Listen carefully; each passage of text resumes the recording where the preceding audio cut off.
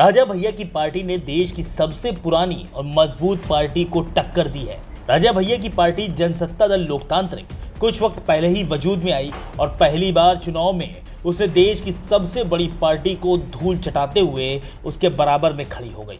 जी हाँ, इस विधानसभा चुनाव में राजा भैया की पार्टी ने कांग्रेस के बराबर सीटें हासिल की हैं।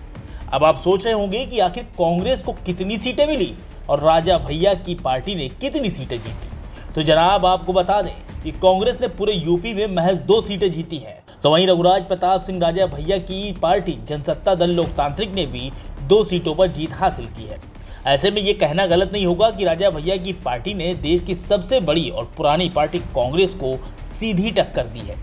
एक नज़र में देखने पर राजा भैया की पार्टी कांग्रेस के सामने कहीं स्टैंड नहीं करती, लेकिन कांग्रेस के गिरते हुए स्तर और राजा भैया की पार्टी के बढ़ते हुए कद ने दोनों को एक ही पायदान पर खड़ा कर दिया है।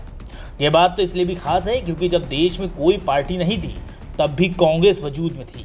देश जब गुलाम था तब भी कांग्रेस थी, जब देश आज़ाद हुआ तो भी कांग्रेस थी, और आज जब देश की दिशा और दशा दोनों बदल रही है, हम 21वीं सदी में पहुंच चुके हैं, तो भी कांग्रेस है। तो वहीं अगर राजा भैया की बात करें तो उन्हें पार्टी शुरू किए हुए कुछ 3 साल का अरसा ही हुआ है और उनकी पार्टी ने पहली बार चुनाव लड़ा था। इसीलिए चुनाव राजा भैया के लिए खास माना जा रहा था। इस चुनाव में कांग्रेस महज 2 सीटों पर सिमट गई, तो वहीं राजा भैया ने 2 सीटें हासिल कर यूपी की सियासत में अपनी पार्टी की एंट्री करवा दी। आपको बता दें कि राजा भैया की पार्टी जनसत्ता दल लोकतांत्रिक ने 100 सीटों पर चुनाव लड़ा था, जिसमें 2 सीटों पर राजा भैया की जीत हुई। एक सीट कुंडा की है जिस पर खुद राजा भैया जीते हैं, तो वहीं दूसरी सीट बाबागंज की जिस पर विनोद कुमार ने जीत के झंडे गाड़े हैं। भले ही 2 सीट लाने वाले राजा भैया का लोग मजाक बना रहे हों, लेकिन सच्चाई ये भी है कि जब राष्ट्रीय पार्टी पिछले 100 सालों में गिरकर 2 सीटों पर आ सकती है, तो भला पहली बार चुनाव लड़ने वाली राजा भैया की पार्टी 2 सीटें जीतकर चुनौती क्यों नहीं दे सकती।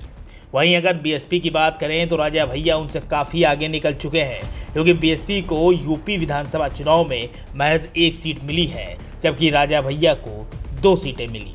तो ये कहना गलत नहीं होगा कि रघुराज प्रताप सिंह और राजा भैया देश की 2 सबसे बड़ी पार्टियों से आगे निकल गए हैं। लखनऊ से न्यूज़ टाइम नेशन के लिए खुर्शीद खान राजू के साथ मोहम्मद आसिफ दुलार की रिपोर्ट। सब्सक्राइब करें आपका अपना चैनल न्यूज़ टाइम नेशन और हर खबर सबसे पहले पाने के लिए बेल आइकॉन जरूर दबाएं।